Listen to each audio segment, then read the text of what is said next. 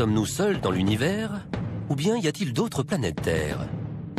De tout temps, on s'est posé la question. On a enfin une chance de connaître la réponse. Sur les 50 milliards d'étoiles de type solaire de notre galaxie, 1 sur 5 est susceptible de posséder une planète habitable. Si je vous dis que vous avez une chance sur 5 de gagner au loto, c'est sûr que vous jouez. Il doit forcément exister un autre environnement propice à la vie, c'est sûr. Découvrir une autre Terre pouvant accueillir la vie est désormais à notre portée.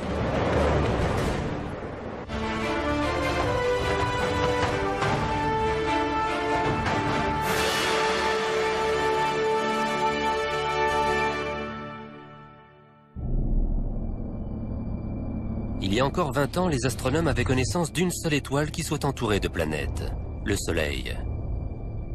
On ignorait si les autres étoiles de la galaxie avaient des planètes. Pendant des milliers d'années, c'était impossible de le savoir. Peut-être que le Soleil était unique et qu'on avait eu un coup de chance. Mais en 1995, les astronomes découvrent une planète géante gazeuse appelée 51 Pégasi b. Elle ressemble à notre Jupiter, mais elle se trouve à 50 années-lumière de la Terre. Cette planète en orbite autour d'une étoile lointaine est la toute première exoplanète. Sa découverte met le feu aux poudres. Les recherches dans le domaine se multiplient. C'est une époque bénie en la matière. Des centaines d'exoplanètes sont découvertes chaque année. Beaucoup d'étoiles dans la galaxie sont dotées d'une planète. Elles sont même nombreuses à en avoir plusieurs.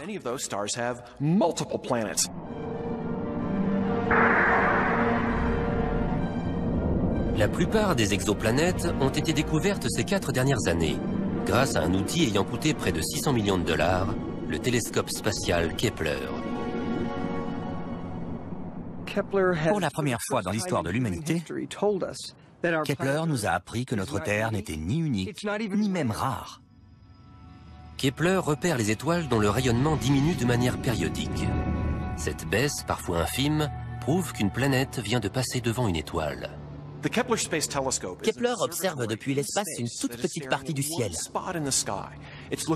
Il observe 150 000 étoiles à la recherche d'un élément qui révèle la présence de planètes en orbite autour d'elle.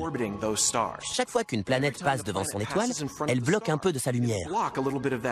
En mesurant la luminosité, on voit qu'elle baisse, puis qu'elle remonte une fois que la planète est passée.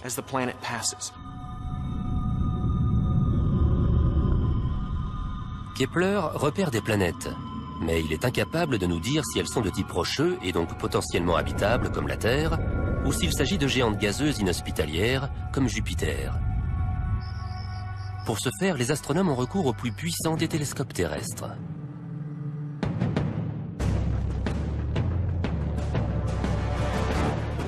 Nous sommes à Berkeley, en Californie. Il est 21 h, mais la journée de Geoff Marcy commence à peine. Ce soir, il va contrôler à distance le télescope Keck, installé sur le point culminant de Hawaï, afin d'étudier les centaines de nouvelles exoplanètes que Kepler a découvertes. Caroline, qu'on voit dans la vidéo du bas, se trouve dans les locaux du télescope Keck, à 600 mètres d'altitude, sur les flancs du volcan Mauna Kea. On lui fournit les coordonnées de chaque étoile. Ensuite, elle opère cet énorme télescope pour qu'il les étudie. Elle devrait être en plein milieu. Là. Ouais, c'est ça, c'est magnifique. Ok, on peut y aller. Ok, voyons un peu cette première étoile. Keck mesure l'attraction gravitationnelle qu'exercent ces étoiles sur leur planète. Geoff Marcy en déduit la masse et la composition de ces planètes, ainsi que la distance qui les sépare de leur étoile. Ce qu'on cherche avant tout, c'est si ces planètes possèdent, comme la Terre, une surface ferme sur laquelle l'eau peut former des flaques, et sur laquelle une espèce technologiquement avancée pourrait évoluer. Ou au contraire, si ce sont des géantes gazeuses incapables d'abriter la vie telle qu'on la connaît. Si une planète est rocheuse, Geoff calcule la distance qui la sépare de son étoile. Comme boucle d'or, il cherche la température parfaite. Elle doit être ni trop chaude, ni trop froide. La température doit permettre à l'eau d'exister à l'état liquide. Si on est trop près de l'étoile, l'eau va s'évaporer. Si on est trop loin, elle va geler. Dans cette zone habitable, on peut trouver de l'eau liquide, et donc peut-être la vie. Quelques années de recherche et 2 super télescopes ont suffi aux astronomes pour réaliser un calcul jusqu'alors inconcevable. En se basant sur une toute petite portion du ciel, ils ont obtenu par extrapolation le nombre de planètes habitables qui pourraient se trouver dans la Voie lactée.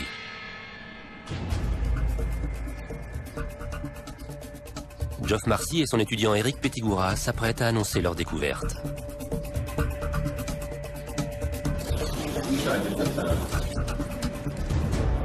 Bienvenue à la réunion d'information Kepler. Je vous prie d'accueillir Eric Pettigura. Je suis heureux de vous annoncer que 22% des étoiles de type solaire possèdent une planète dans la zone habitable qui fasse entre 1 et 2 fois la taille de la Terre et qui baigne dans la même intensité lumineuse. C'est un véritable événement. Ces 22% signifient qu'il existe potentiellement 11 milliards de planètes habitables dans la Voie lactée. Faites une pile de billets de $1, un pour chacune de ces planètes, vous irez 3 fois plus loin que la Station spatiale internationale. 1 sur 5. Ça veut dire des milliards de planètes rien que dans la Voie lactée. C'est une révélation cruciale quand on cherche la vie dans l'espace.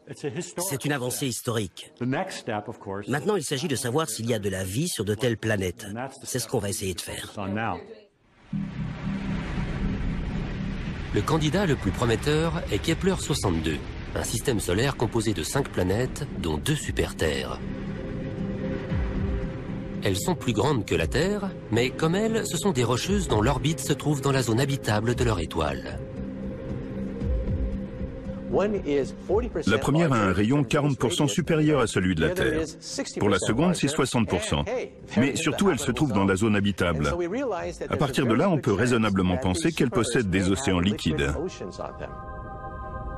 L'exoplanète 62F est située à l'extrémité froide de la zone habitable.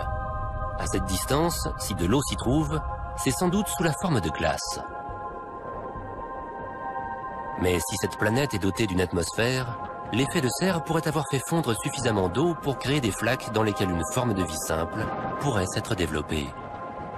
Sa grande sœur, 62E, serait visible dans le ciel en début de soirée. Située plus au centre de la zone habitable, cette planète est encore plus prometteuse en termes de biologie.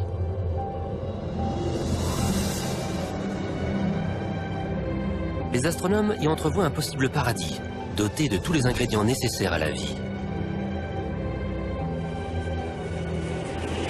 Des océans parsemés de chapelets d'îles baignant dans une température tropicale.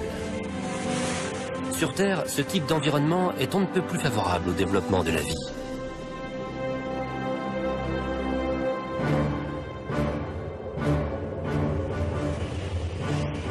Kepler 62 met la communauté scientifique en émoi, car c'est la planète qui correspond le mieux à notre système solaire. Mais une vie extraterrestre a-t-elle vraiment besoin d'une étoile pour se développer? A-t-elle seulement besoin d'une planète?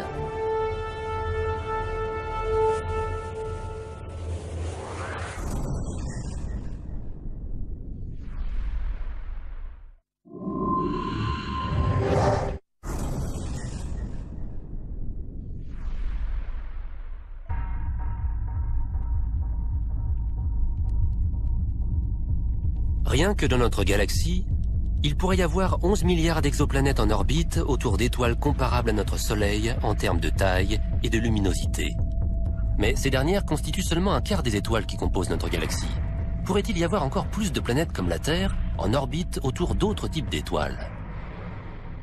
On voit ici la courbe de luminosité du transit.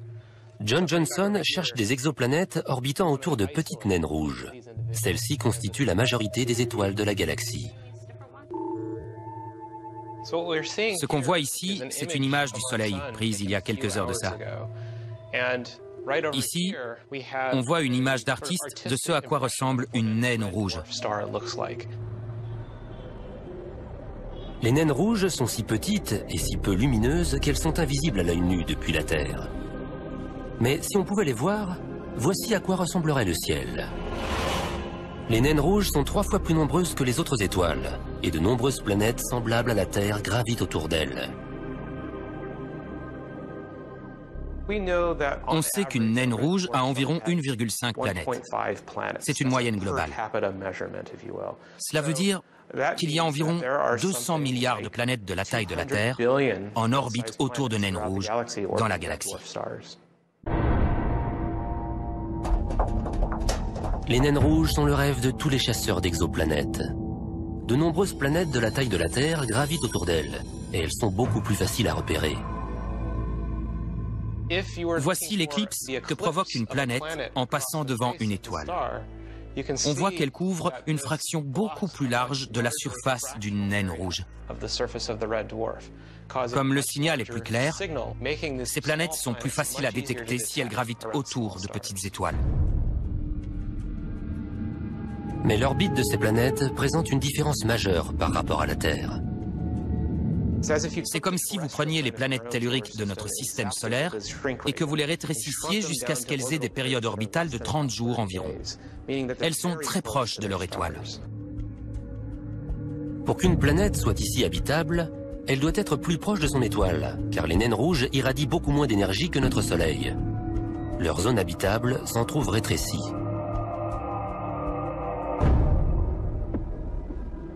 La surface d'une planète habitable gravitant autour d'une naine rouge baignerait dans une lumière cramoisie. Il suffirait de lever la tête pour apercevoir d'autres rocheuses. Certaines sembleraient 8 fois plus grandes que notre Lune et traverseraient le ciel en moins d'1 heure.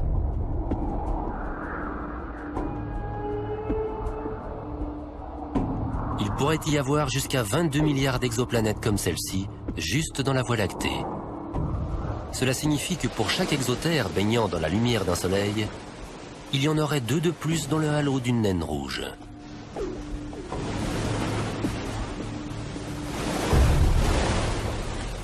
Ce sont de petites étoiles de rien du tout. Elles pourraient facilement passer inaperçues. Mais il est fort possible que ce soit autour de naines rouges que gravite la plus grande part des planètes capables d'abriter la vie.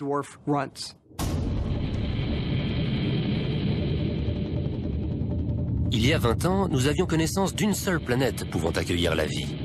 Aujourd'hui, ce nombre pourrait bien être passé à 33 milliards. Soit 5 planètes par terrien, hommes, femmes ou enfants. Mais ce chiffre pourtant colossal pourrait être en deçà de la réalité.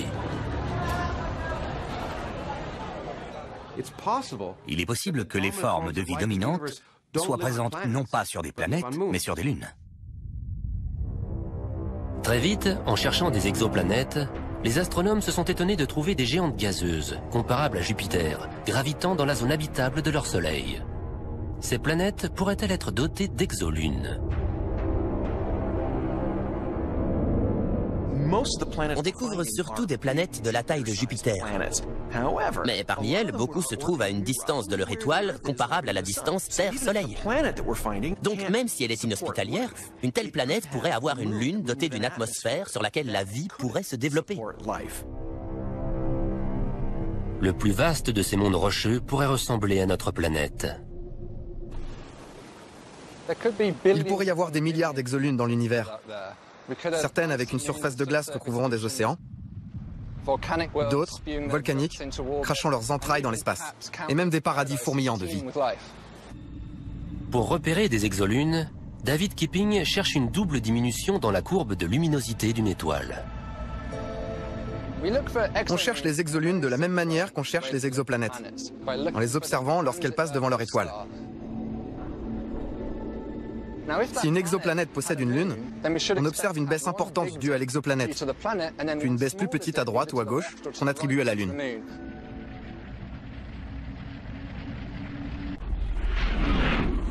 Ces lunes, situées dans des zones habitables, pourraient donc abriter la vie. Mais grâce à une bizarrerie géologique, il est également possible que des lunes se trouvant à des millions de kilomètres d'une zone habitable soient de potentielles candidates.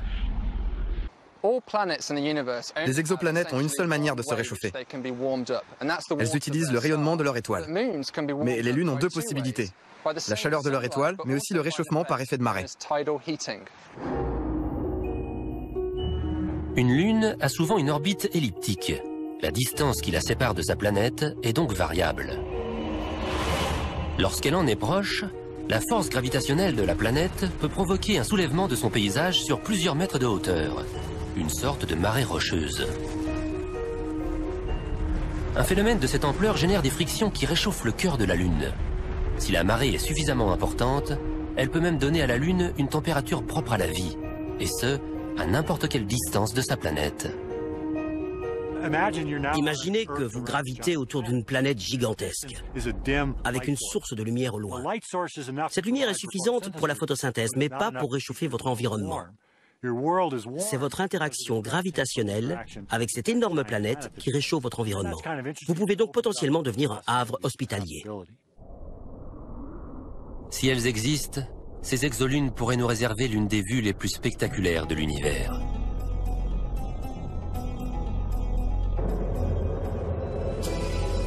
Imaginez un monde rocheux semblable au nôtre, doté d'océans, de montagnes, mais avec dans le ciel une gigantesque planète entourée d'un anneau, ainsi qu'une autre lune, en perpétuelle éruption. Les exolunes semblent tout droit sorties d'une œuvre de science-fiction.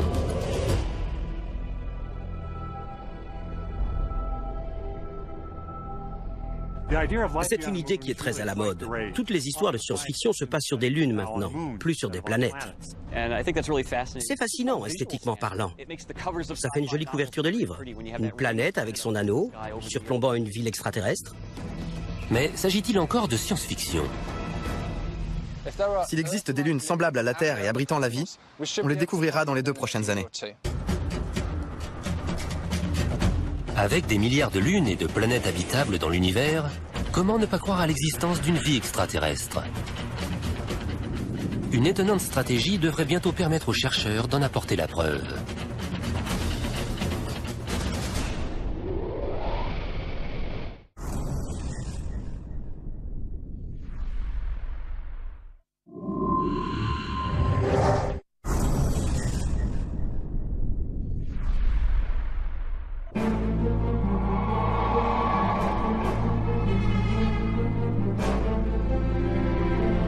Grâce à d'impressionnantes avancées technologiques, les scientifiques ont enfin réussi à percer les secrets de la Voie lactée.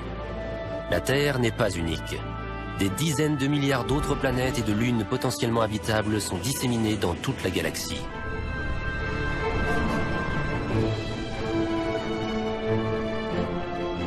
Mais comment faire pour découvrir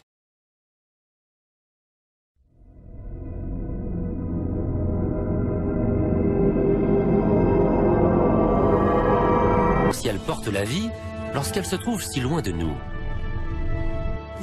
Vous allez me dire, pourquoi est-ce qu'on ne va pas visiter ces exoplanètes? On prend une fusée et on y va. Je vous répondrai que c'est impossible. Elles sont trop loin. Même la plus proche des planètes habitables identifiées par Kepler se trouve hors de notre portée. Il faudrait à Voyageur 1 plus de 200 000 ans pour l'atteindre, et c'est la plus rapide de nos sondes spatiales. Dans cette quête d'une vie extraterrestre, les vaisseaux spatiaux ne nous sont d'aucune utilité. Trouver la vie dans l'espace nécessite un outil capable de voyager à la vitesse de la lumière. Les astronomes ont donc décidé d'utiliser la lumière des étoiles.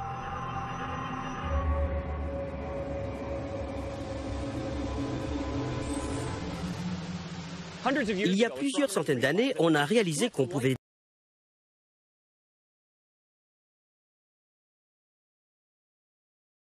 décomposer la lumière des étoiles selon les couleurs de l'arc-en-ciel pour étudier leurs constituants. Voici l'arc-en-ciel correspondant à la lumière émise par notre Soleil. Les intervalles noirs, appelés lignes d'absorption, sont une sorte de signature. Ils indiquent aux scientifiques la composition chimique de l'atmosphère du Soleil. Comme les empreintes digitales, qui sont spécifiques à chaque être humain, les empreintes chimiques, ces lignes d'absorption que l'on voit dans le spectre de l'arc-en-ciel d'un objet, nous donnent énormément d'informations sur sa composition. Si l'atmosphère d'une étoile possède une signature, celle d'une planète doit également en être dotée. Et il existe des signatures chimiques que seule la vie peut produire. Pour les chercheurs d'exoplanètes, identifier une biosignature équivaudrait à trouver le Saint Graal, notamment s'il s'agit d'oxygène. L'air que nous respirons a été produit par des organismes unicellulaires microscopiques qui ont rejeté des petites quantités d'oxygène pendant des milliards d'années jusqu'à créer les niveaux d'oxygène actuels. C'est la façon la plus simple de repérer la vie n'importe où dans l'univers, car il ne peut y avoir d'oxygène libre dans l'atmosphère que s'il y a de la vie.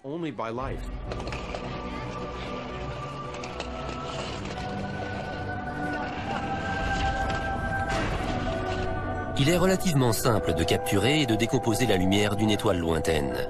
Mais pour une obscure et minuscule exoplanète, il en va tout autrement.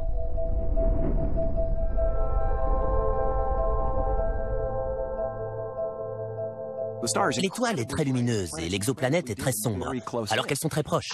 C'est comme observer une luciole placée devant un spot. C'est une véritable catastrophe. Il faut trouver un moyen d'obscurcir l'étoile, de bloquer sa lumière, pour arriver à détecter la lumière très faible que renvoie l'exoplanète. Face à cet obstacle de taille, scientifiques et ingénieurs ont mis au point un dispositif audacieux, le Starshade.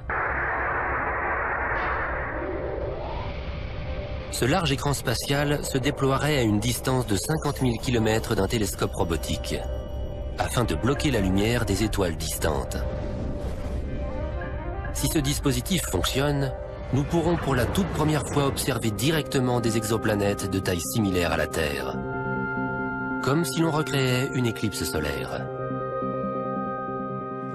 On pourrait penser que la meilleure stratégie serait d'utiliser un écran circulaire.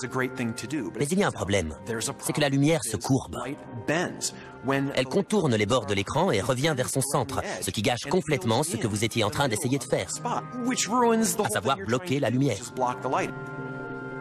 En forme de fleur, Starshade empêche la lumière de contourner l'écran.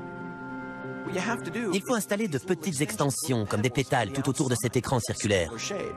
Ça éloigne la lumière de son centre et ça l'obscurcit pour que l'exoplanète puisse bien ressortir.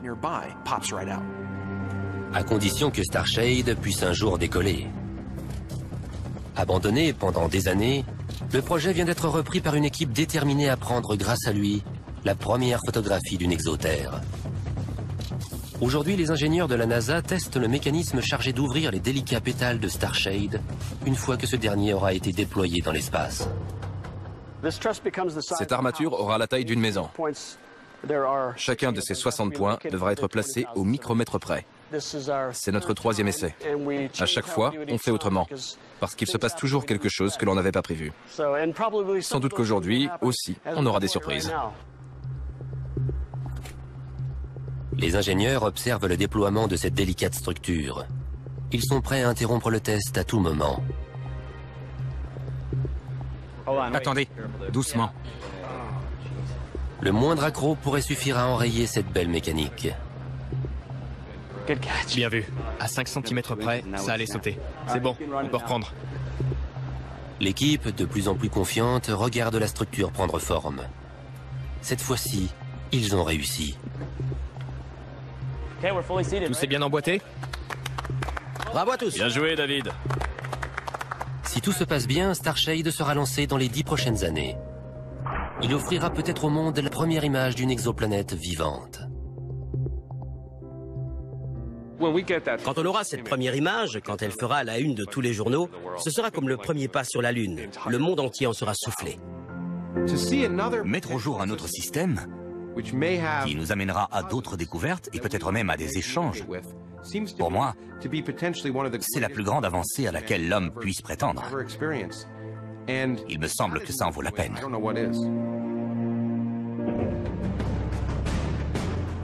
À présent, on sait qu'il y a des milliards d'exoplanètes comme celle-ci. Il doit forcément exister un autre environnement propice à la vie. C'est sûr. Mais à quoi ressemblerait une vie extraterrestre? Notre histoire primitive nous livre de précieux indices sur la question.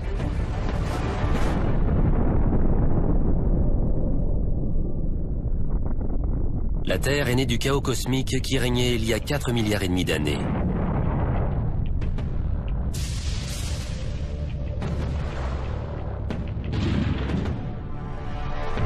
Des astéroïdes géants sont entrés en collision avec la Terre pendant des centaines de millions d'années, jusqu'à créer un océan de roches en fusion riche en éléments chimiques. Lorsque ces bombardements cessent enfin, la température de la Terre diminue suffisamment pour que se forme une surface solide. C'est alors que survient le miracle. La vie est apparue sur Terre dès que les conditions idéales ont été réunies. La vie a commencé dès que la Terre s'est solidifiée. Il y a donc une formule magique. Dès que la température et les éléments chimiques correspondent, c'est quasi automatique. Nous ignorons encore si la vie apparaît de manière automatique. Cependant, la plupart des scientifiques s'accordent à dire que pour ce faire, les éléments de base nécessaires doivent baigner dans une soupe primordiale.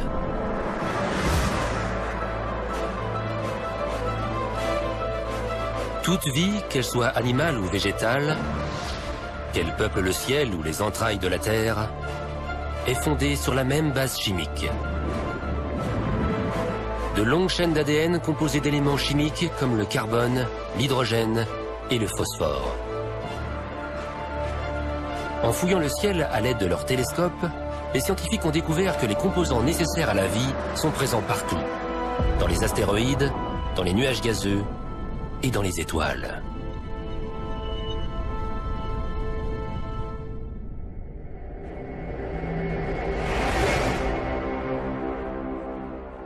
Le plus gros de l'univers est composé des mêmes éléments, ceux qui composent les planètes, ceux qui ont créé la vie sur Terre. Ces éléments sont sans doute présents partout dans l'univers. Ça veut dire que la vie a un immense terrain de jeu potentiel. Mais pour transformer la chimie en biochimie, un ingrédient clé est nécessaire. Sur Terre, toute vie a besoin d'eau liquide pour se développer et se reproduire. C'est une exigence propre à toute forme de vie. Soit vous êtes dans l'eau, soit vous êtes composé d'eau. Il n'y a pas de vie sans eau liquide. Si on n'a pas d'eau liquide, on ne peut pas mélanger les ingrédients qui composent le cocktail biochimique de la vie. Elle a une propriété stupéfiante, à savoir qu'elle détache les molécules et qu'elle les aide à se réorganiser pour adopter de nouvelles formes complexes. Par exemple, celle d'un acide aminé, d'une protéine ou d'un brin d'ADN. Le pouvoir de l'eau est tel qu'elle peut maintenir la vie dans les conditions chimiques les plus extrêmes, comme au lac Mono en Californie. Cette eau est 3 fois plus salée que l'océan, et si alcaline qu'elle brûle la peau à travers les vêtements. Aucune vie ne devrait être possible ici, et pourtant, on y trouve une foule de bactéries et d'organismes multicellulaires. Les exobiologistes étudient ce type d'habitat extrême afin de comprendre où la vie pourrait être possible ailleurs dans la galaxie. En étudiant ces environnements, on définit les limites de la vie. La température, la salinité, les pH possibles, on en tire une sorte de guide pour savoir comment chercher la vie sur d'autres planètes. Si elles sont dotées d'eau liquide, des exoplanètes pourraient donc abriter la vie. Mais sous quelle forme ? Les extraterrestres nous sont étrangers par définition. On ne sait pas à quoi ils ressemblent. Des hypothèses sont toutefois possibles à partir de ce que nous savons de ces environnements. Sur les planètes gravitant autour de naines rouges, la végétation serait violette et non verte, afin de tirer un maximum d'énergie d'une lumière faible et rouge.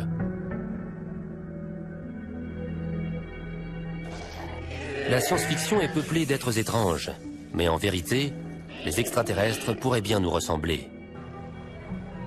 La science-fiction se trompe. Je pense que dans ces autres mondes possibles, les choses pourraient être comme sur Terre. Les poissons ressembleraient à des poissons dans n'importe quel océan, parce que c'est la meilleure façon de se déplacer dans l'eau.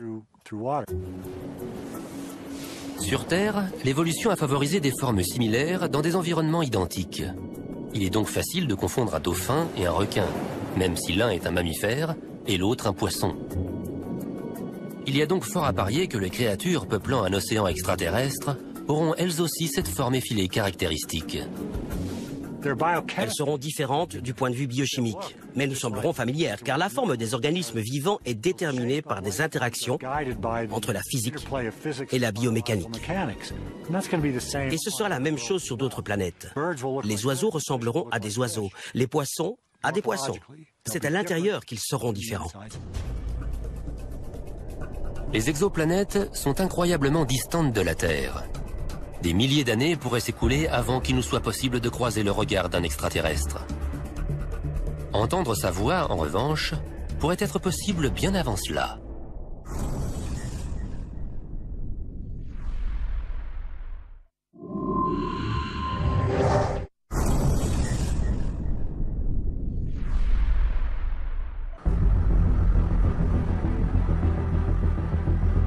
En Californie du Nord, 42 paraboles sont tournées vers le ciel dans l'espoir de capter des communications extraterrestres.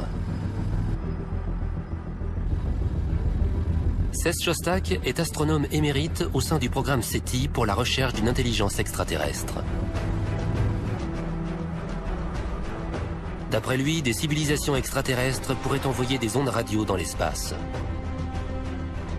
Le réseau d'antennes du télescope Allen attend patiemment un signe de leur part. Quand on cherche une forme d'intelligence dans l'espace, des extraterrestres, comme on dit, il y a différentes approches. On pourrait y aller nous-mêmes, mais il se peut qu'ils soient très loin et nos fusées ne suffiraient pas. On peut attendre qu'ils se posent dans le jardin, beaucoup de gens pensent que c'est déjà arrivé, mais pas moi. Et ce que nous faisons, c'est chercher des signaux, un signal radio ou un signal lumineux, quelque chose qui nous permette de les localiser.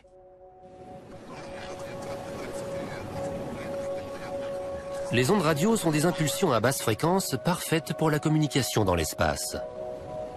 Elles sont très puissantes et faciles à produire.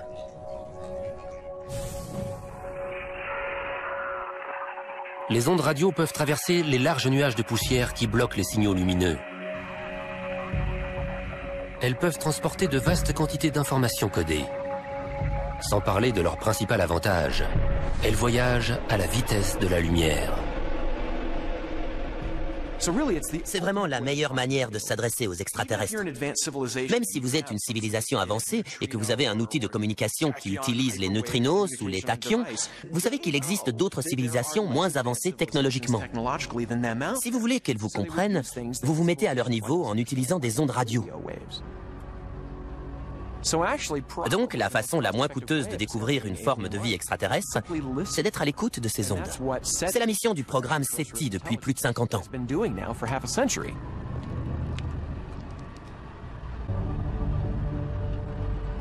Jusqu'ici, le programme n'a encore rien détecté. Les astronomes comme Seth restent optimistes et pensent que leur recherche sera payante sur le long terme. Mais le temps presse. Dans 50 ans, SETI aura scanné l'ensemble du ciel. S'il se prolonge, le silence radio renverra les scientifiques à la case départ. L'expérience donnera des résultats dans les 40 prochaines années. Si on n'a rien détecté d'ici là, il faudra en conclure que soit les extraterrestres n'existent pas, soit ils n'utilisent pas les ondes radio, soit on s'y est mal pris. Mais si ça doit marcher, ce sera très bientôt. Les ondes radio ne sont pas la seule manière dont les extraterrestres pourraient communiquer. S'ils sont présents dans des systèmes solaires comprenant plusieurs planètes rapprochées les unes des autres, ils pourraient utiliser des faisceaux laser pour communiquer d'une planète à l'autre. Geoff Marcy pense qu'il est possible de capter ces signaux laser à l'aide d'un télescope optique géant du type de Keck. Voici une étoile qui a deux planètes. À ce moment précis, elles sont alignées entre elles et avec la Terre. Donc, si les deux colonies communiquent entre elles d'une planète à l'autre à l'aide d'ondes radio ou de laser, on espère pouvoir intercepter cette communication. Ou en tout cas, ce qui pourrait déborder jusqu'à nous qui les espionnons. Ce soir, pas de signaux laser. Mais qui sait ce que nous réserve demain? Si jamais E.T. nous contactait, que ferions-nous? Lui répondrait-on? Lui expliquerait-on qui nous sommes, nos cultures et nos traditions? Nos avancées scientifiques? Et dans quelle langue? Il faudrait envoyer beaucoup d'informations, parce que la transmission n'irait sans doute que dans un sens. À 100 années-lumière de distance, le signal met 100 ans à arriver et 100 ans à revenir avec une réponse. Mieux vaut tout envoyer d'un coup. Moi, j'enverrai les serveurs de Google. Je leur enverrai Internet pour voir ce qu'ils en font.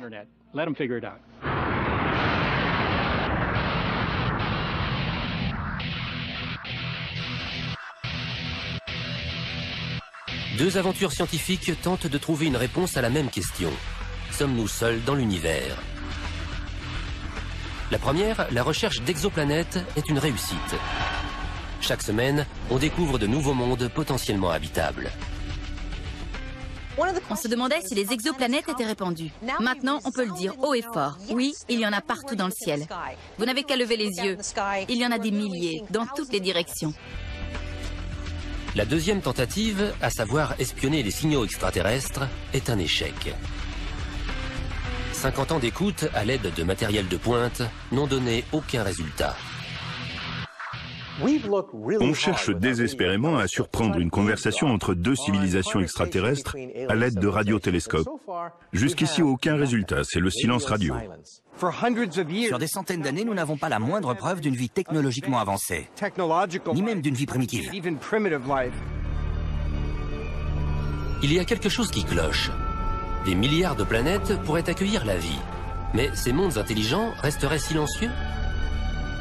Serait-il possible que la vie apparaisse partout, mais qu'elle n'aille jamais nulle part?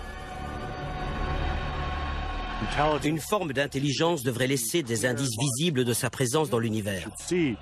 On devrait voir les autoroutes, les gratte-ciels, les infrastructures de ces civilisations. Pourquoi on ne les voit pas? Où sont-ils?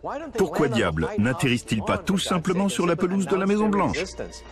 Une moitié de notre cerveau nous dit « Bien sûr qu'il y a d'autres formes de vie dans la galaxie, dont certaines sont intelligentes. » L'autre moitié nous dit « Arrête ton char, on n'a aucune preuve de ça. » On est comme écartelés entre les deux. Il s'agit du paradoxe de Fermi. Source de nombreux questionnements, il a également permis de faire émerger plusieurs solutions possibles. Pour certains, le passage d'une vie simple à une vie technologique et intelligente est un phénomène extrêmement rare et complexe.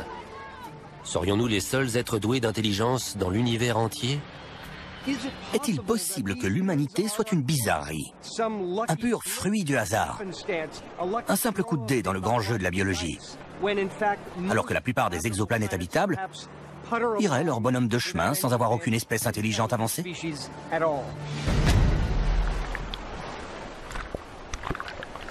Notre évolution est le résultat d'une série d'heureux hasards et de coïncidences cosmiques peu susceptibles de se répéter exactement dans le même ordre.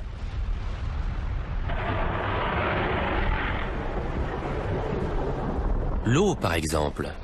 Il aurait suffi que la Terre en reçoive un peu plus pour que nous ne voyions jamais le jour. La masse de la Terre est pour moi d'un dixième d'1% composé d'eau.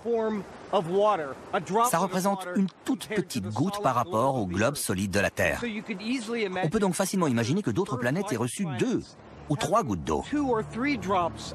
Auquel cas, les océans sont si profonds qu'ils recouvrent les continents et les montagnes. S'il n'y a pas de terre ferme, c'est difficile de créer des pianos ou d'écrire de la grande littérature, sans parler de concevoir des ordinateurs et des fusées. Mais même le fait que l'eau soit présente en quantité adéquate ne garantit en rien l'apparition de l'intelligence. En 4 milliards d'années de vie sur Terre, cela ne s'est produit qu'une seule fois. Les espèces évoluent dans le temps, mais leur intelligence ne se développe pas pour autant. Les dinosaures en sont le meilleur exemple. Ils ont survécu grâce à leur vitesse, à la longueur de leurs dents et à la solidité de leur carapace. Ils ont régné sur la Terre pendant 200 millions d'années, mais sans jamais développer la technologie dont nous, humains, sommes si fiers. Et sans un autre coup du sort cosmique survenu il y a 65 millions d'années, les dinosaures et leurs modestes cerveaux seraient peut-être restés l'espèce dominante sur Terre. L'intelligence est peut-être extrêmement rare, même si la vie existe partout. Dans ce cas, l'homme est peut-être encore plus précieux qu'on le croyait. Il est aussi possible que des civilisations se soient développées ailleurs dans l'univers, qu'elles aient connu un rayonnement hors du commun, puis qu'elles se soient éteintes, bien avant que l'homme ait développé la technologie lui permettant de les détecter. L'intelligence est une arme à double tranchant. Si les civilisations disparaissent au bout de quelques centaines de milliers d'années, nous avons encore moins de chances de les trouver. Une chose est sûre, partir à la recherche d'autres civilisations que la nôtre a changé notre propre regard sur l'humanité. À présent, nous savons que notre Terre n'est qu'un petit point bleu parmi des milliers de planètes pouvant abriter la vie. Il y a 20 ans, l'idée qu'il existe d'autres terres en orbite autour d'autres soleils n'était que pure spéculation. Maintenant, c'est quelque chose que l'on peut prouver. C'est fascinant. Chaque jour, de nouvelles possibilités sont révélées. La vie pourrait exister sur des mondes semblables aux nôtres, sur des planètes en orbite autour d'étoiles naines, ou même sur des satellites appartenant à des géantes gazeuses. Nous sommes en train de vivre une période de croissance exponentielle dans le nombre des exoplanètes que nous découvrons, mais aussi dans la variété d'endroits où nous les trouvons. Ces découvertes remettent profondément en question notre perspective sur la vie humaine et sur l'existence d'autres formes de vie extraterrestres. Pour moi, la vie est partout. Et comme il y a plus de 100 milliards d'étoiles dans la Voie lactée, je serais vraiment surpris qu'aucune intelligence ne se soit développée ailleurs dans notre galaxie. J'ai hâte que nous puissions prouver que la vie existe ailleurs que sur la Terre. Je me fiche que ce soit une bactérie ou une civilisation douée d'intelligence. Ce sera la preuve que nous ne sommes pas seuls. Et ça va tout changer.